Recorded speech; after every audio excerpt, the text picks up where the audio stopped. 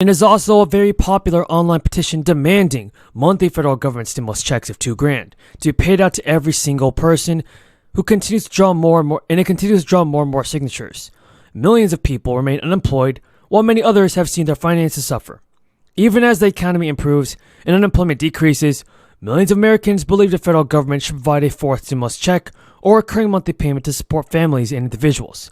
The petition explains that our nation is deeply struggling and the recovery hasn't reached many Americans. And the true unemployment rate for low-wage workers is estimated at over 20%, and many people face large debts from last year. So these are all reasons why stimulus checks have to be approved. Plus, a bipartisan group of senators have already met with White House officials and they're calling on President Biden's agenda to be passed. A great number of Democratic and Republican lawmakers are raising concerns about the rising inflation and are trying to push through another massive crisis relief bill. However, some lawmakers are thinking about changing the legislation so the next stimulus checks go out to a more targeted group of people.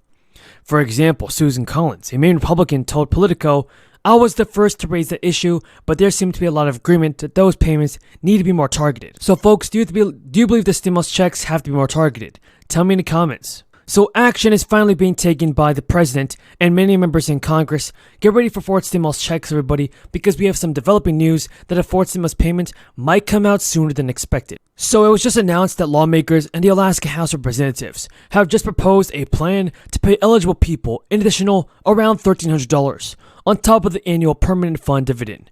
So everybody, according to lawmakers, a one-time $1,300 energy relief check to all Alaskans would really help them during this time. And this proposal comes from a bipartisan majority coalition and is set to be part of a budget debates. Representative Bryce Edgman said that the roughly $900 million in funding for the rebate would come from the state's general fund. And so, in an official statement, the energy relief check would use some of the state's unexpectedly high revenue this year to pay residents so they can offset rising fuel costs, record inflation, and a recovery from the crisis. So, this is not the first time lawmakers have proposed payments to Alaskans, on top of the permanent fund dividend. Back in 2008, the legislature approved $1,200 in resource rebate. That was checks for Alaska residents as a way for the state to share some of its multi-billion-dollar revenue. And everybody, let's not forget about this. There are huge developments being made on President Biden's agenda. White House Press Secretary Jen Psaki told reporters that President Biden will absolutely mention inflation. Like I said, inflation has hit a 40-year high, and the spike in consumer goods is contributing to a gloomy national mood and Biden's slumping approval rating. So President Biden will also attempt to use the Tuesday address to use his speeches to revive efforts to pass his roughly $2 trillion Build Back Better Act. According to a fact sheet from the Biden administration, the Federal Consumer Price Index found overall consumer cost up 7.5% in January, compared to in January of 2022, dashing White House predictions that the figure would begin to fall. And Joe Manchin, who has expressed opposition towards Biden's Build Back Better Act, is saying that inflation could get even worse through the ambitious framework that would have federally subsidized childcare, preschool, home health care, and housing. Social Security is one of the most programs that helped shepherd the most vulnerable Americans through this time. But when prices started rising last year, the country was reminded once again just how deeply Americans, including senior citizens, rely on things like Social Security, SSI, and SSDI. The most significant economic event during Biden's time in office so far has been rising prices and the highest rise of inflation in 40 years. With the cost of everything going up and up, the government decided to respond to the crisis with the largest COLA in 4 decades. The SSA has announced that this year would bring a 5.9% increase in benefits, the biggest jump of any COLA since 1982. The average retired worker now collects an average check of $1,657, which is up from $1,565. The 5.9% increase applies not only to retired workers, but to eligible spouses, eligible disabled recipients, and SSI recipients. So for everybody, I believe that President Biden should increase Social Security benefits. It only makes more sense. If you guys agree, then tell me in the comments below. The order targeted 36 federal services administered by several different departments and agencies that deal with government benefits, including things like Social Security and student loan relief.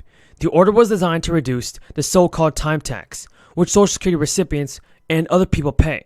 The order also included the creation for a new online tool to make it easier to apply for Social Security and to receive benefits promptly. Another big change affects that many people who collect Social Security benefits before full retirement age while still earning income. Now those who reach the full retirement age, everybody, in 2022 can earn up to $52,000 before Social Security Administration withholds $1 for every $3 earned. So yes, everybody, I do believe that President Biden must do a better job in sending out stimulus payments. Thank you, Mr. Chairman. Ms. Freeman, I just want to go back to that last exchange. Could you help me understand something?